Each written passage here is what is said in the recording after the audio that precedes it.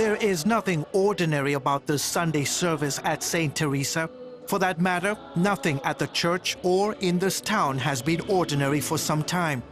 St. Teresa is in Yola, Nigeria, where people fleeing the Islamic terror group Boko Haram now outnumber residents of the city. 3,000 of them are taking shelter at St. Teresa's, including many girls like Abigail John, who were held captive by Boko Haram for weeks. John was held for a month before she escaped.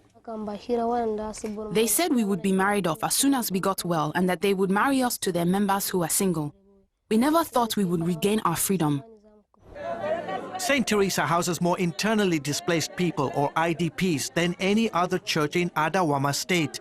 And now this place of worship turned refugee center has become a safe haven for survivors to tell their stories. For some of them, it's very painful to go through this process of even telling what happened to them. But gradually, they are able to open up and to talk freely, to feel accepted and to feel that the world has not turned its back on them. 20-year-old Dorcas Aiden was another of those caught by Boko Haram. She, along with 50 other Christian girls, were kidnapped and forced to study Quranic verses and say daily Muslim prayers. They showed us videos on laptops every day, and they are showing us the way they are killing people, killing soldiers. And they say if they catch you ladies, they will marry the ladies, and if they catch a man, they will kill the man.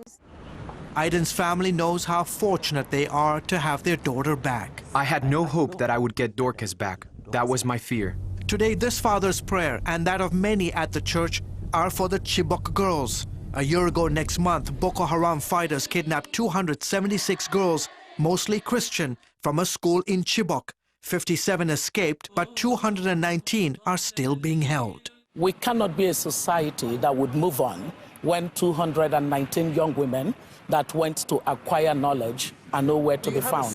The girls' abduction drew global protests and launched the Twitter hashtag campaign, Bring Back Our Girls.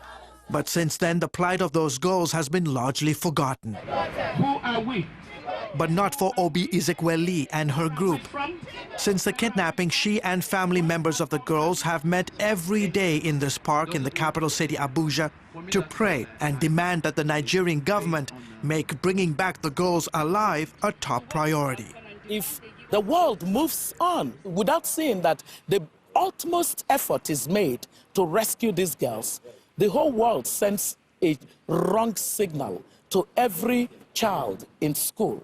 And it's not just the Chibok girls. Today, Boko Haram has been venturing into neighboring countries like Cameroon and Niger and kidnapping additional men and women.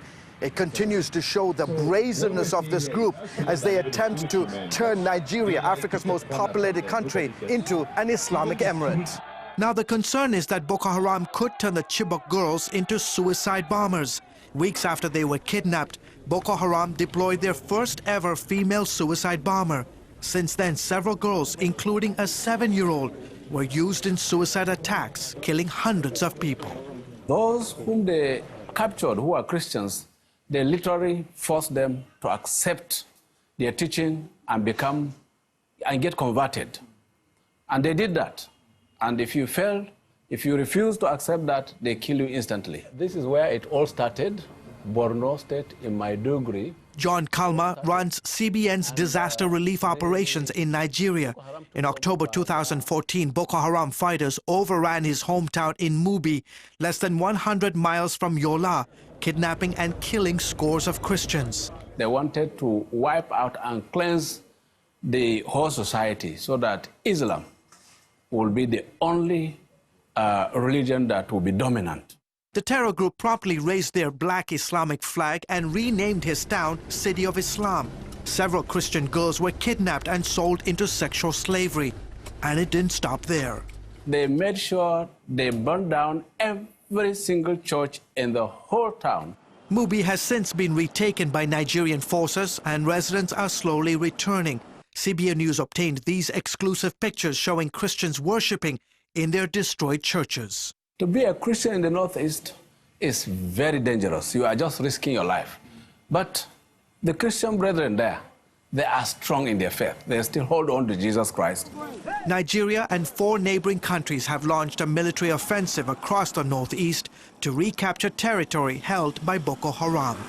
Meanwhile, back at St. Teresa's Church, worship fills the compound as survivors can only hope and pray for the safe return of captives and for an end to the radical Islamic warfare against the people of Nigeria.